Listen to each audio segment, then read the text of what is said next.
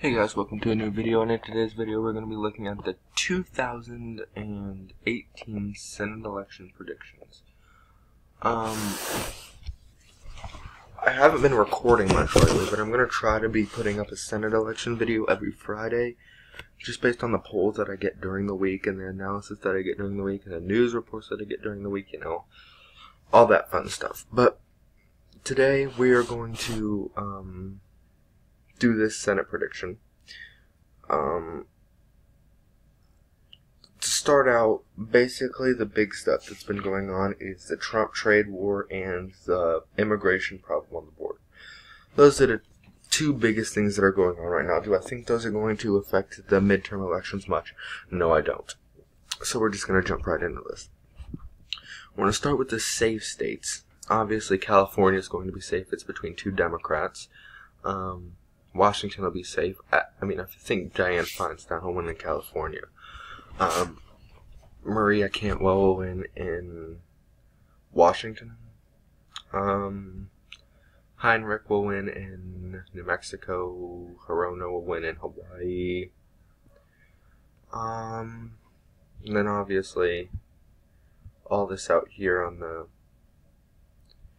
the East Coast. And I'm upgrading New Jersey from likely blue to safe blue, because I think he's going to win that in a pretty good margin. Delaware safe, Maryland safe. I'm also upgrading Virginia from likely blue to solid blue.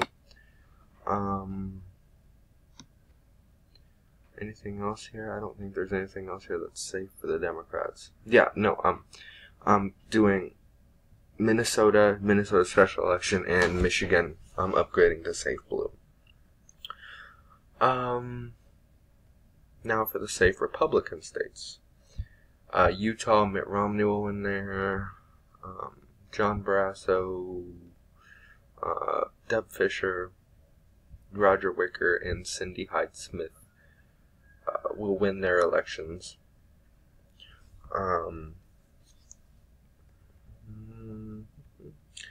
Let's go likely blue now. Likely blue states, I'm upgrading Arizona from leans blue to likely blue, because I think Kyrsten Sinema, no matter who the Republican nominee is going to pull out a rather large margin there.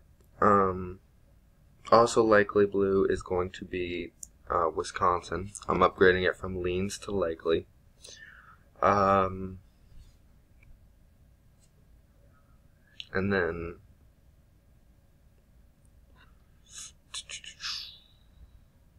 let's go on a likely red. Texas is going to be likely red. And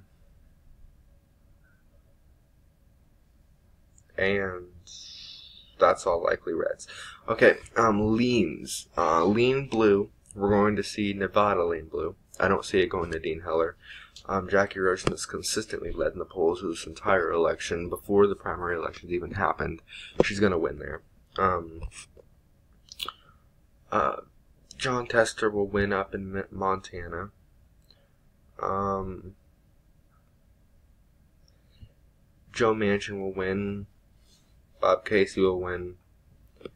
And then we're left with what I call the pure toss-up states. We're going to go through these one by one. We're going to start with North Dakota. Heidi Heitkamp is pretty popular there for a Democratic incumbent in a Republican state. It's going to be very difficult for her to win there. Her and Kevin Cramer have the same job, and that's representing the entirety of the state of North Dakota.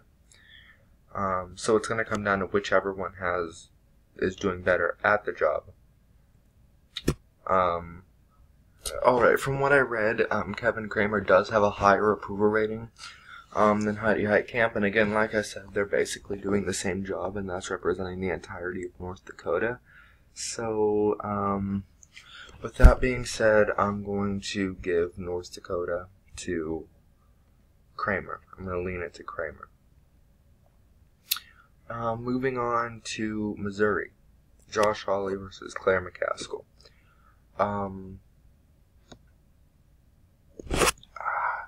Josh Hawley is being blamed for most of the controversy surrounding the former governor of Missouri. And a lot of Republicans aren't so fond of him right now, nor the governor administration there, which he is part of. And for that reason, I'm going to temporarily give Missouri to Claire McCaskill. Obviously, things may change. It's politics. It changes every day. But we're going to watch it closely, and for now, I'm going to give it to Claire McCaskill. Headed over to Indiana. I'm going to go off on the wire on this. And say that, Indiana is just entirely too conservative right now.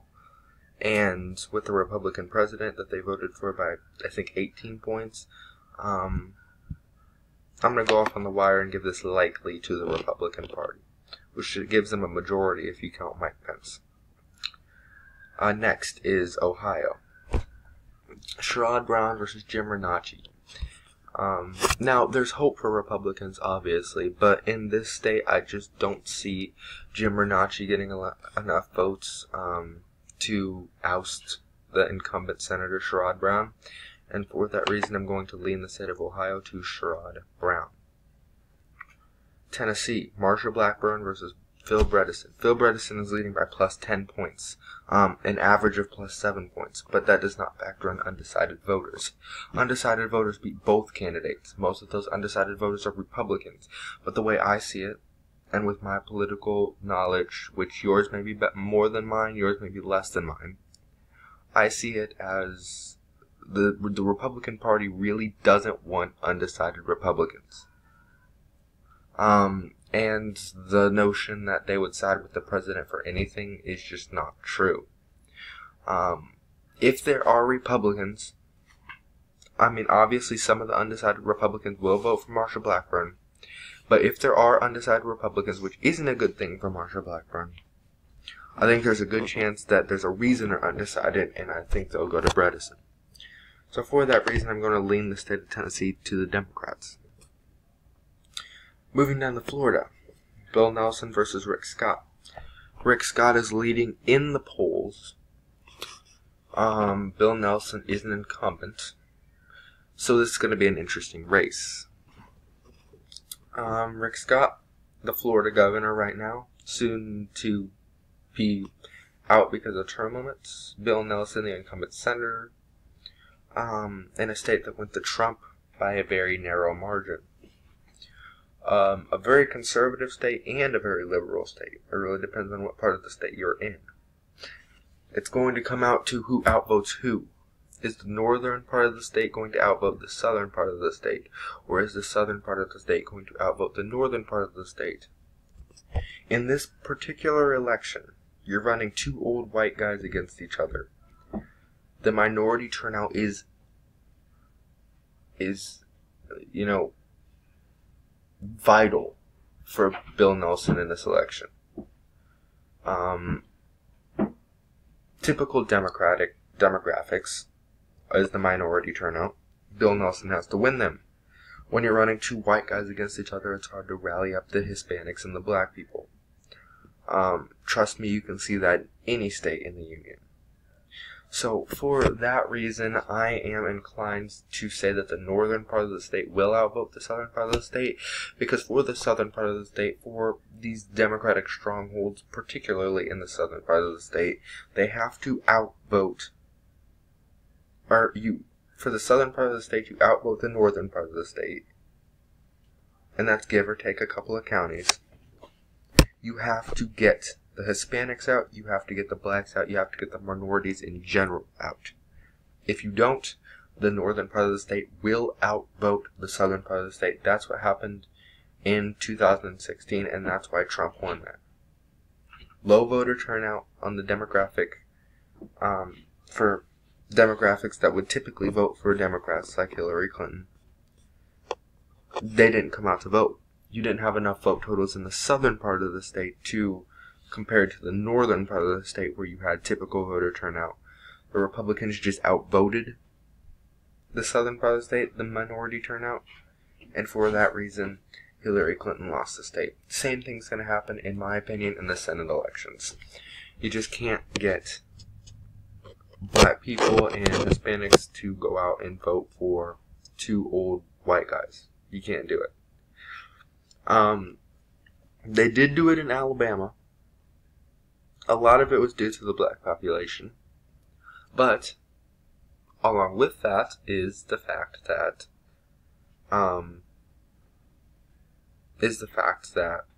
he was running against or Doug Jones was running against an accused child molester. That's part of it up there. Neither of these guys are child molesters. They're just old white guys, and the black population is going to look at that and not go out and vote. So, for that reason, I'm going to give Florida to Rick Scott. And that gives Republicans the same majority they have now, 51-49.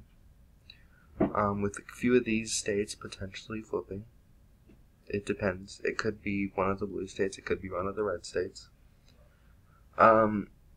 Republicans could expand on their margin. Democrats could expand on their margin and win majority. It all really depends, and we'll have to keep an eye on it. So, thank you for watching. Make sure you like, subscribe, and comment down below what you would do differently. I take constructive criticism. I don't take hate. I don't take any of that. So if you want me to listen to your opinions, constructive criticism is the best way to do that in the comments below. So thank you for watching, and we'll see you next time.